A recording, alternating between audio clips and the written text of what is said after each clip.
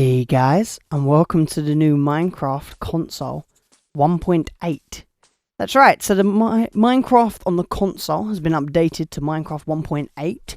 I'm on the Xbox One version. I'm going to just show you guys some of the new stuff. So we'll start off with the new blocks here. We have the new coarse dirt. Very nice, you can make this by combining gravel with dirt.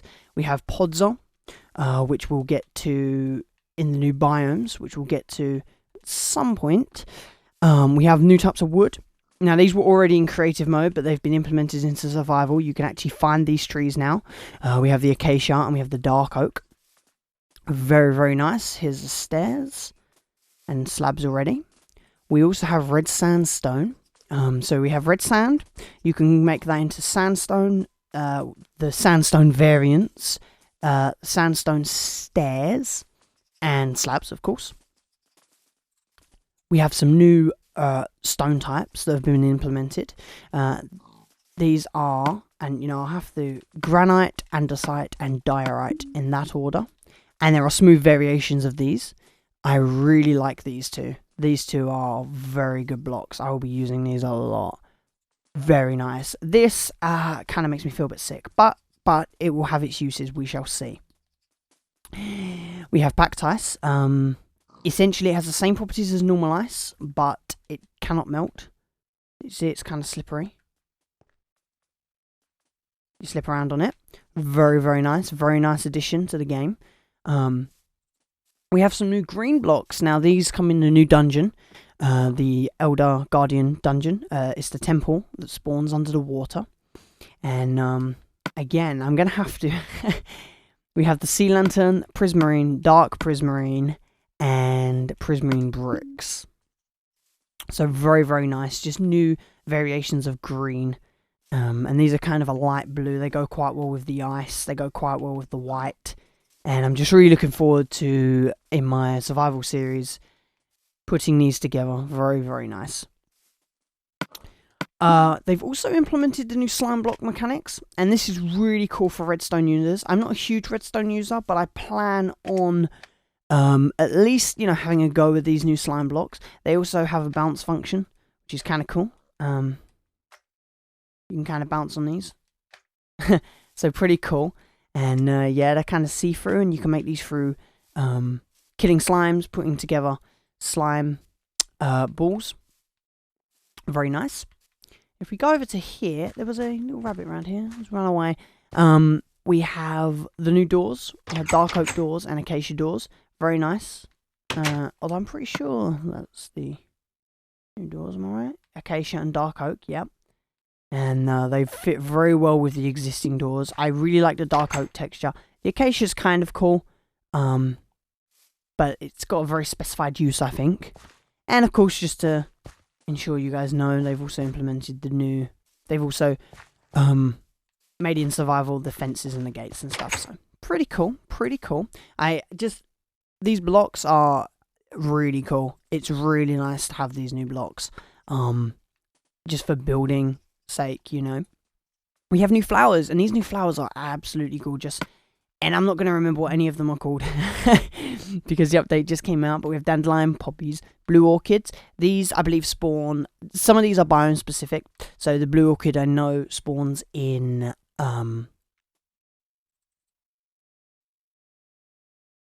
swamps. Alliums, azure bluette, red tulip, orange tulip, white tulip, pink tulip, ox-eye daisy. We have the sunflower, the lilac, the double tall grass, the large fern, the rose bush, and the peony. And they look great. Just little things like this is what makes Minecraft so much better. It makes Minecraft so much more playable, at least in my opinion anyway. And I want to test quickly. Where is it? Does this... Oh, it does. Okay, that's interesting. I was just wondering whether or not these are bone mealable, and actually we can check over here. Yes, they are definitely bone mealable, and it seems like you can do it more than once, although it doesn't do anything. Interesting mechanic. The last few things to mention, they've added in activator rails. I couldn't remember I'm just going off the top of my head what they've added. I can't remember if they've added any of this other stuff. I'm pretty sure this stuff was already in. But redstone stuff's really not my thing. I'll probably do other videos on like redstone contraptions and stuff. So yeah. They've also put the trap chest in this section, which I believe before it was in with the chests. So kind of cool. And of course sponges, actually. I didn't put sponges down, but they have added in sponges, but we'll get to that in a second. They've also added in the armor stands. You can put armor on this. Very, very nice addition. I like this a lot. Very cool. Let's just quickly go over here. So the sponges are now actually usable. You get them from the temples, and essentially they drain away areas of water. And you get a wet sponge, and then you place it in a furnace, and you...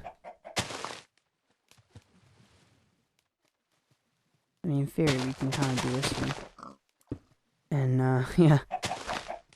Kind of interesting there. And you, again, like I say, you're going to get these from the new dungeons that have been implemented. And in fact, maybe we can find one over there. Possibly. I haven't explored this world, but I'm hoping. And last but not least, we have the new mobs they've implemented. So they've implemented the new rabbits. And these are the console edition rabbits. These are not the original PC edition rabbits. As far as I can tell, they have just the extra movements and some extra variations. Wolves do kill these, and I can confirm they can jump over a one-high fence. I haven't tested any more than that, just from observations. I can also confirm that these guys, they can be killed for a fence. I don't know if that's intended, but the wolf came to this fence and just started killing them while they were in there. So I don't know if that's a bug or intended or what. We also have... they've gone. We also have the endermites, which... if I can find them... Here they are. The endermites are pretty cool. Essentially, you get them from spamming ender pearls. In fact, we can even try that, to be honest.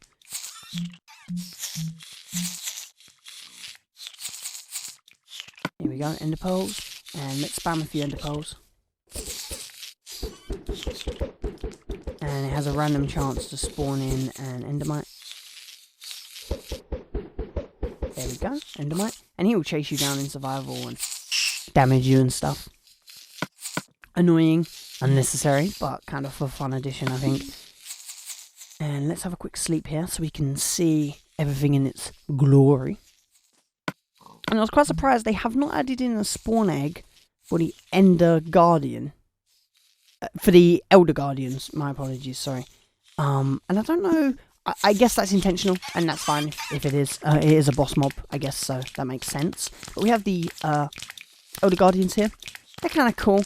They're farmable, so you can definitely get blocks from them to build with and stuff. And yeah, they're going to be dangerous sons of guns, let me tell you. Something else worth mentioning is the new jump boost potions. You'll get these from Rabbit's Lucky Feet.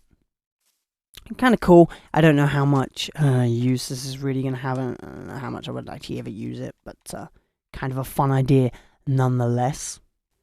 So here's one of the new biomes I was talking about, the Savannah.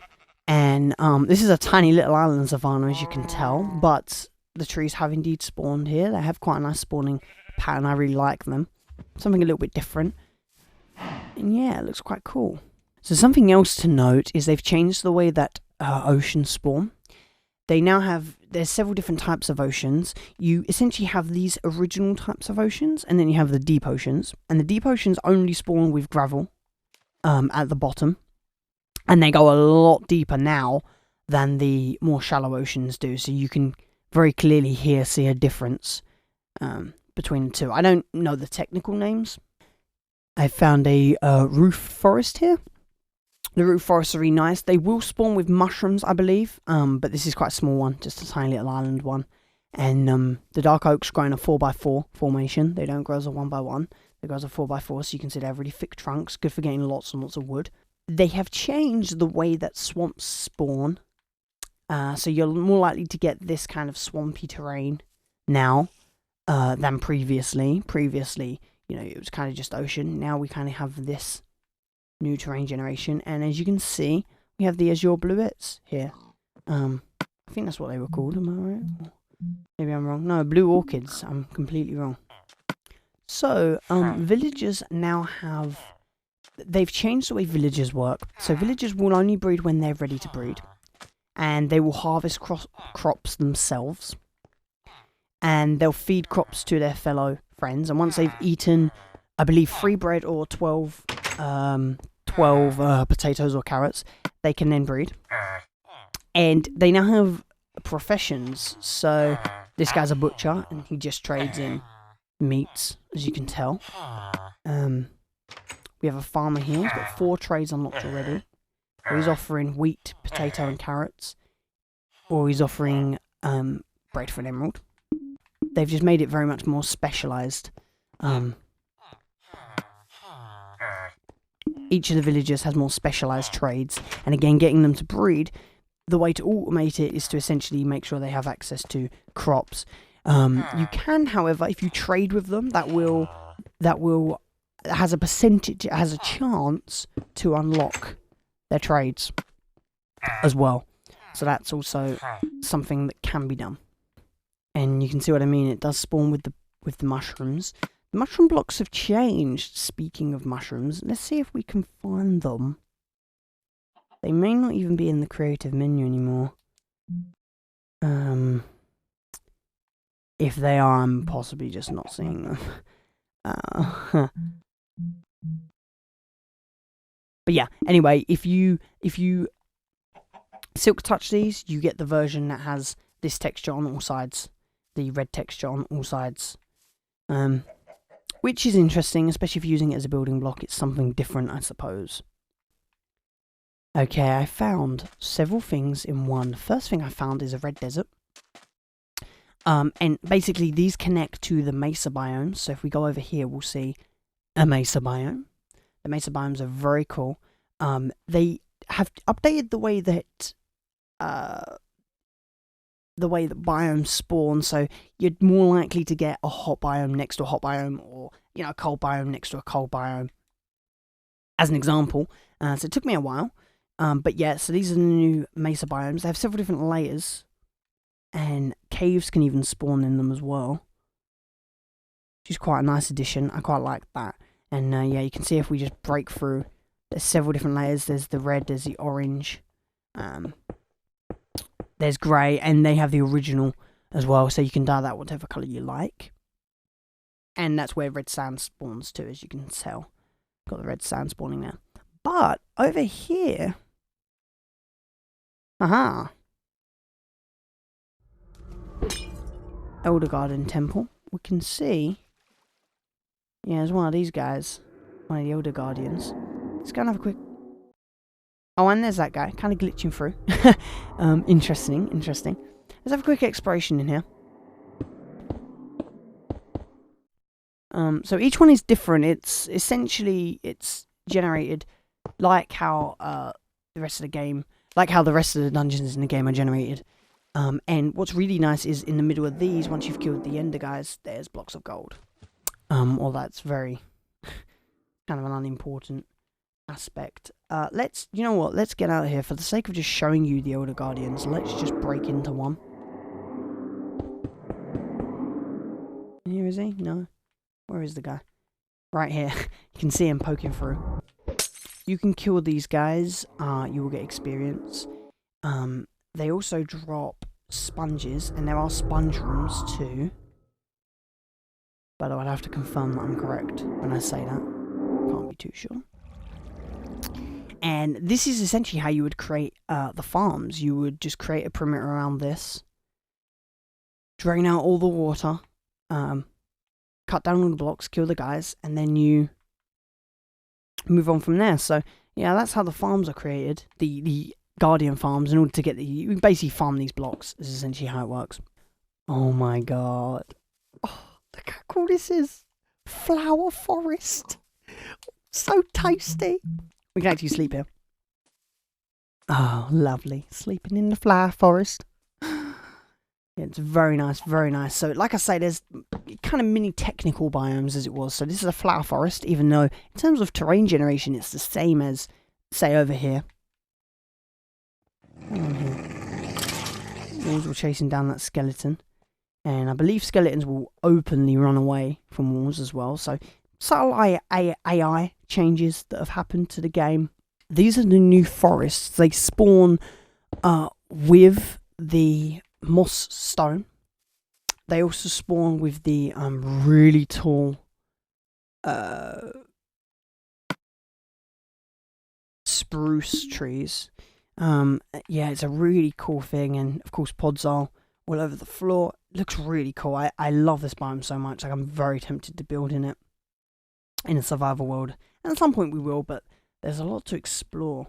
There's definitely a lot in this update, and I'm really happy because, you know, for a long time, for me anyway, playing the console edition of Minecraft was kind of pointless because it was always behind the PC, and so, you know, I just got bored. I was like, well, I kind of want to use this new enchanting setup, but you couldn't because it wasn't in yet. So it's really nice that they've implemented a lot of that stuff now. Okay, guys, I actually could not find an ice spikes biome in this world, but I'm pretty sure you guys will know what it looks like, so I figured that's not a big deal. I'll just hurry up and get this episode out. There's a couple of things I want to talk about. I've already kind of mentioned the villager trading system, but that kind of thing deserves its own, honestly, deserves its own kind of video. But I want to talk about the new enchanting system. So how this works, if you don't know, so we're guaranteed to get knockback 2 on this item. You can see there it tells us we're going to get knockback 2, but we may get another item as well. It's going to cost 3. You can see there's 1, 2, and 3 to the left, and that there shows us that it's going to cost 3 lapis. So we're going to buy this, and we got fire aspect 2 on it as well. Pretty junk. And if we was in survival, that would have taken 3 lapis, and now it would have also taken 3 levels. Now, even though we needed 30 levels to get that enchant, it only took 3 of them. Okay, so you would only then need to get another 3 levels to get back up to level 30, right? So again, it's going to take 3 levels. We're guaranteed knockback 2. We only got knockback 2. That's absolute junk. So you kind of see how it works. And the anvil is the same. The anvil has been rebalanced so that things essentially cost less and work differently. And you can... I believe how it works, I don't know exactly, but I believe how it works is you can basically repair things infinitely, but they just keep getting more expensive. So eventually you get to a point where it's going to cost you like 80 levels, and then at that point it's like, well, okay, well, I can't really, can't really afford to do that anymore. The other thing that's been changed that I really like, actually, and it's actually a really good source of experience, if I can find out where I'm going here. Here we go. Is the fishing. So you can now enchant fishing rods, and there are lots of different things you can get. You can get books, you can get random junk. There are different types of fish you can get. You can get salmon, you can get puffer fish, which allow you to make different potions, water breathing and stuff. So that's pretty cool. And you can see here, we've got this guy coming up. And I don't think we got it. Maybe I did it wrong. But yeah, that's really cool. So and when you do catch something, you get some experience as well. So that's really cool. And just subtle things to make the game more interesting. So this episode's been going on long enough, guys. I've showed you guys a lot of the new features. I've briefly spoke over them. I'll be doing more in-depth, detailed videos later on. If you have any questions, leave them below, because I probably didn't make some things very clear. First time I've ever done this, so hopefully I've kind of touched upon everything. I mean, a lot of it's obviously all console edition stuff, so like rabbit hide you can combine to make into leather, stuff like that you guys probably know if you've played the PC version of the game. And if you have, then you probably don't need to know a lot of the stuff. These are the new types of fish you can catch: raw salmon, clownfish, and pufferfish. So yeah, very nice. So without further ado, I will see you guys in my Timelapse Survival episode, in the new 1.8 update. Thank you very much for watching.